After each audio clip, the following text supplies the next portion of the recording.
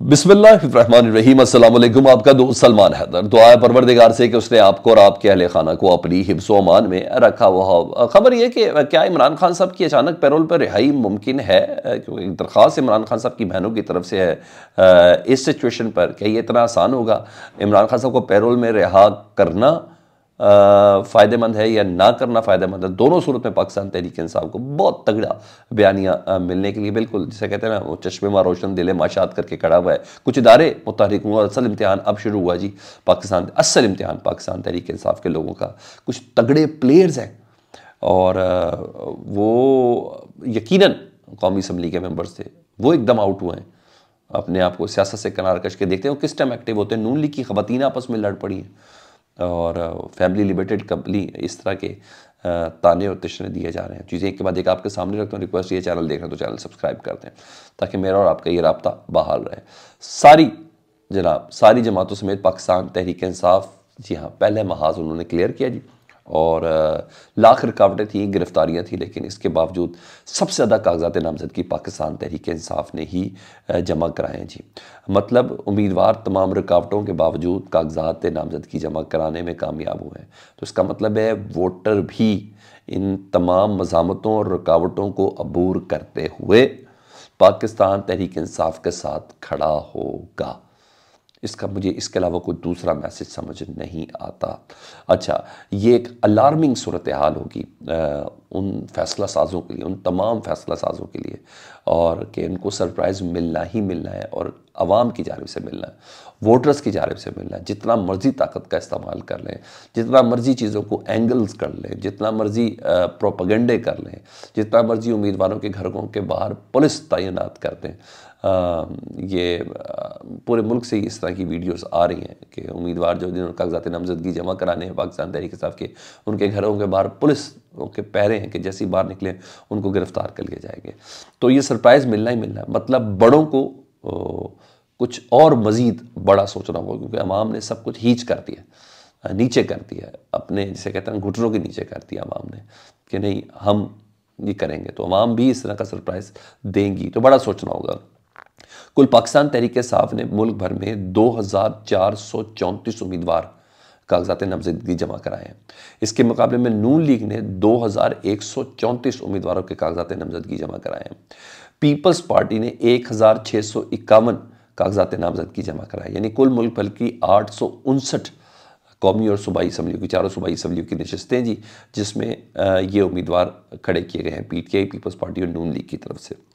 अब है असल मामला, वो है स्क्रूटनी का मामला। वो बहुत ही सख्त है और जितने भी उम्मीदवार आ रहे हैं ना, उन्हें ये कंफर्म कर दिया गया है उनको पुलिस की तरफ से क्लीन चिट मिलेगी तो उनके कागजात नामजदगी पास होंगे, ठीक है।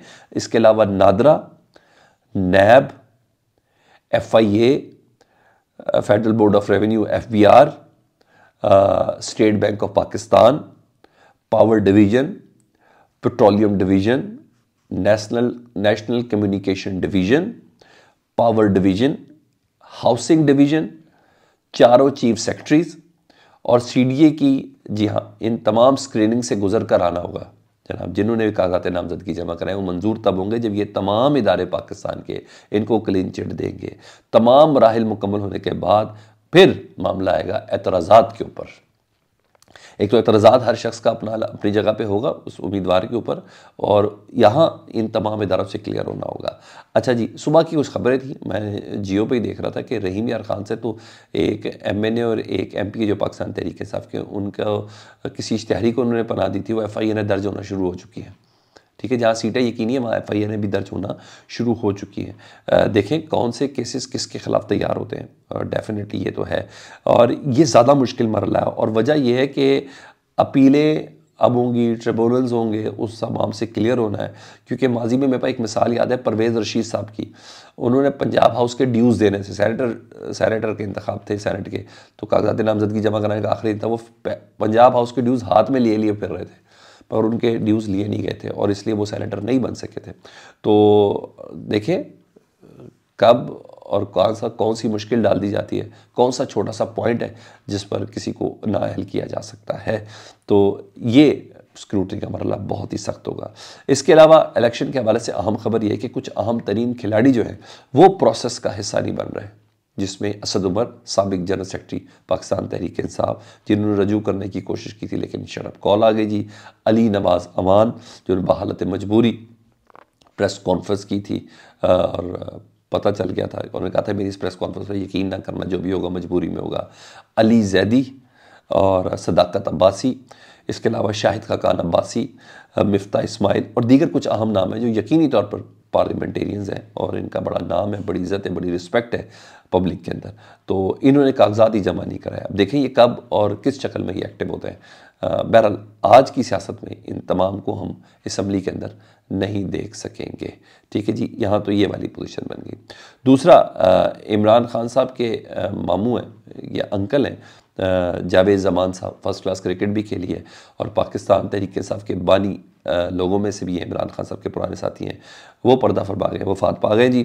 और उनके जनाजे पर इमरान खान साहब की बहनें ये चाहती है कि इमरान खान साहब उनके जनाजे में शरीक हों, यानी इमरान खान साहब को पैरोल पर रिहा किया जाए ताकि वो जनाजे कफनाने दफनाने की आखिरी रसूमात है इसमें वो शरीक हो सके। अब देखिए इजाज़त मिलती है कि नहीं मिलती है।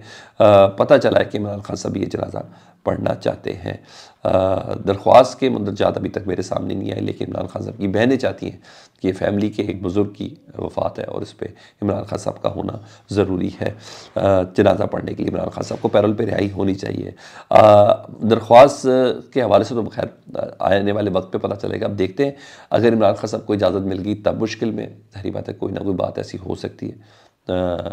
हालांकि माजी में मियाँ नवाज शरीफ साहब को जब पैरोल पर रिहा किया गया था उनके घर की फौदगियों पे, तो उन्होंने कोई बात नहीं की थी। वो 6-7 दिन मेरा ख्याल है वो रिहा के जाती उम्र के अंदर वो तमाम मामला देख रहे थे, तो रिहा किया गया तो तब मुश्किल हो सकती है जी, इमरान खान साहब की अपेयरेंस सामने आ सकती है। और ना रिहा किया जाए तो तब भी बयानिया पीटीए के पास तगड़ा होगा कि देखिए माजी में नवाज शरीफ साहब को पैरोल पर रिहा किया गया था और हमें इजाज़त नहीं दी गई।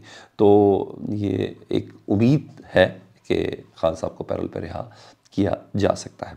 आगे बढ़ता हूँ जी, मुस्लिम लीग नून की कुछ मखसूस नशस्तें पे जिनमें ख़वातीन को नामज़द किया गया था वो लिस्टें जारी हुई हैं, उस पर बड़े ज़बरदस्त एतराज़ात हो रहे हैं। विदिन मुस्लिम लीग नून हो रहे हैं। अभी तो देखिएगा जिन जिनको टिकट मिलनी है उसके बाद क्या होना है। अभी अच्छे महीनों पर जूता लाद चलनी है।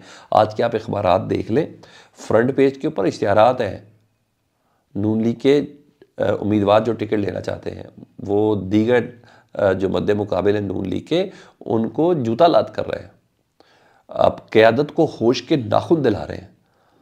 आज के सारे अखबार के फ्रंट पेज और बैक पेजेस पर इश्तिहार चल रहे हैं। स्पेशली फैसलाबाद को बहुत ही ज़्यादा फोकस किया गया हुआ है। किसी लेपालक को ना ले आइएगा, किसी पैराट्रोपर को ना ले आइएगा, किसी ऐसे बंदे को ना ले आइएगा। लाइक इस तरह की चीज़ें शुरू होगी और जब ये ना होंगे तो फिर आप देखिएगा कि कैसा इज़्ज़त की धज्जियाँ उड़ती है पार्टियों की। बहरहाल ये तो हमारा माजी हुस्न है हमारी जमहूरियत का, तो ये सब तो चलेगा। तो जनाब मखसूस नशस्तों पर एतराज़ात आ रहे हैं जी कि सिर्फ और सिर्फ फैमिली के लोगों को नवाजा जा रहा है। मरियम औरंगज़ेब की वालदा ताहिरा औरंगज़ेब को टॉप पे रखा गया जी, उनको नशस्त मिलनी है। उसके बाद शाइस्ता परवेज़ मलिक साहबा, जी हाँ ये भी बड़ी अहम है। फिर तीसरे नंबर पर मरियम औरंगज़ेब खुद है, यानी माँ और बेटी। फिर है ख्वाजा आसिफ साहब की बेगम है मुसर्रत ख्वाजा, वो है। उनकी भांजी हैं शीज़ा ख्वाजा, वो है। यानी ज़बरदस्त है। एक जिन्होंने पीटीआई से गद्दारी की थी वजिया कमर जी, उनको भी मखसूस नशस्त पर सूबाई असम्बली पे टिकट देने का फ़ैसला किया गया। तो लोग ये कह रहे हैं और विद इन नून लीग लोग कह रहे हैं कि भाई ये तो प्राइवेट लिमिटेड कंपनी हो गई, ये तो फैमिली लिमिटेड कंपनी हो गई कि अपने अपने लोगों को नवाजा जाए, जो जितना करीब है उसको उतने से अच्छे से एंटरटेन किया जा रहा है। तो अभी ये मामला शुरू हो चुके हैं। फीडबैक से मुतालिक ज़रूर आगाह कीजिएगा। अपना बहुत ख्याल रखिए। अल्लाहुम्मा सल्ली अला मुहम्मद व आले मुहम्मद।